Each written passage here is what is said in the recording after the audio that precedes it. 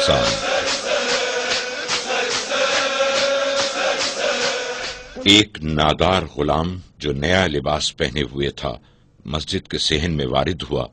لوگ جو کہ اسے جانتے تھے کہ وہ امام حسین کا غلام ہے اس کے گرد جمع ہو گئے۔ ہر کوئی اس سے سوال کر رہا تھا۔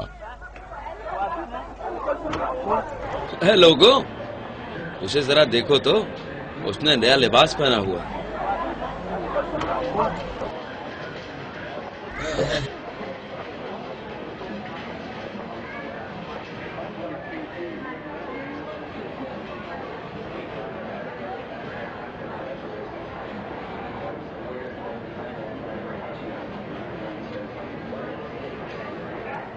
بھئی کیا ہوا؟ میں نے صرف نیا لباس ہی تو پہنا ہے۔ اب بات مت پلٹو۔ اچھا میں بتاتا ہوں۔ لوگو خاموش ہو جاؤ، خاموش ہو جاؤ، خاموش ہو جاؤ۔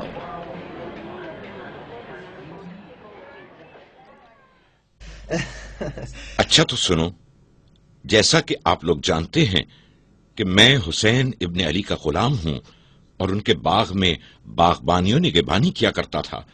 چند روز پہلے ظہر کے وقت میں بہت تھک چکا ہوں، بھوک بھی لگ رہی ہے۔ چلو روٹی اور کھجور کھا کر کچھ دیر اس درخت کے سائے میں آرام کر لوں۔ واہ واہ، کتنی گرم روٹی اور کتنی تازہ کھجوریں۔ مدت ہوئی کہ ایسی مرغوب غذا نہیں کھائی ہے۔ چلو جاؤ، کیا چاہیے؟ یہ بیچارہ کتنا بھوکا ہوگا۔ ہاں، تمہیں تازہ روٹی کی خوشبو ادھر کھینچ لائی ہے۔ ہاں، بہتر ہے کہ اس پر رحم کروں، یہ بھی تو خدا کی مخلوق ہے۔ لو، یہ میرے کھانے میں سے روٹی لے لو۔ آؤ کھاؤ۔ دیکھو تو یہ جانور کتنے مزے سے کھا رہا ہے، لگتا ہے کہ کئی دن کا بھوکا ہے۔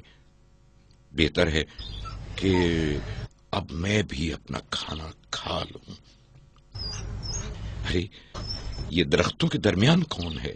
میرے خدا، یہ تو میرے مولا حسین ابن علی ہیں جو میری طرف آ رہے ہیں۔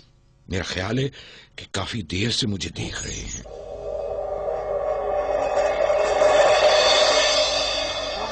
تو کیا انہوں نے تمام منظر دیکھ لیا؟ ہاں، میں ان کی طرف دوڑا اور کہا، اے میرے مولا، اے امیر المومنین، میں نے آپ کو نہیں دیکھا، مجھے معاف کر دیجئے۔ مولا علیہ السلام نے کیا فرمایا؟ صافی، تم مجھے معاف کرو کہ میں اچانک اور بغیر اطلاع کے تمہاری تنہائی میں مخل ہوا اور تمہیں پریشان کیا۔ میں نے کہا، یہ تو آپ کی بڑائی ہے مولا کہ آپ ایسا کہہ رہے ہیں۔ اچھا، تو پھر مولا علیہ السلام نے کیا فرمایا؟ مولا نے میری بات کاٹتے ہوئے فرمایا کہ کافی دیر سے میں اس درخت کے پیچھے کھڑا ہوا ہوں، اس وقت سے جب وہ کالا کتا تمہاری سمت دوڑا تھا۔ میں کھڑا ہوا تھا کہ دیکھوں کہ تم کیا کرتے ہو۔ میں نے کہا، ہاں میرے مولا، میں کھانا کھانے جا رہا تھا کہ یہ کتا دوڑتا ہوا میری سمت آیا اور مجھے دیکھنے لگا۔ اس کی نگاہیں بہت کچھ کہہ رہی تھیں۔ اس کی بے زبانی سے مجھے شرم و حیا آئی۔ مولا، یہ کتا آپ کے باغ کی نگہبانی کرتا ہے اور میں بھی آپ کا بندہ اور غلام ہوں۔ اسے میرے علاوہ کسی سے امید نہ تھی۔ تعجب ہے۔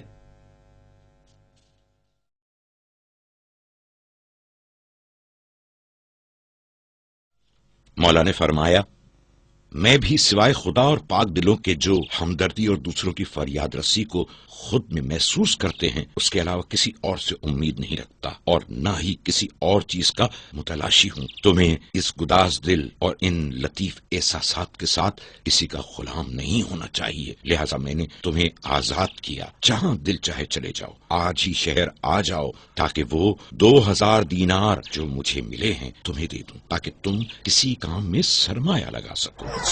حیرت، تعجب، یعنی یہ مولا علیہ السلام کا کرم ہے کہ تم اتنے دولت مند ہو گئے۔ ہاں، میں نے آپ سے کہا، اے میرے مولا، اب جبکہ آپ علیہ السلام نے مجھے آزاد کر دیا ہے اور مجھے میرے اختیار پر چھوڑ دیا ہے، تو اب مجھے اجازت دیجیے کہ اسی باغ میں آپ علیہ السلام کے زیر سایہ زندگی گزار سکوں۔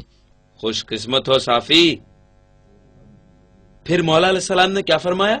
مولا علیہ السلام نے نہایت دل نشین آواز میں مجھ سے فرمایا، اچھا ٹھیک ہے، یہیں رہ جاؤ، یہ باغ بھی تمہارا ہوا، اس کو تمہاری پاک دلی کی وجہ سے تمہیں بخشا، مجھے اس کی ضرورت نہیں، تم یہاں رہو اور اپنے لیے جس طرح چاہو زندگی گزارو۔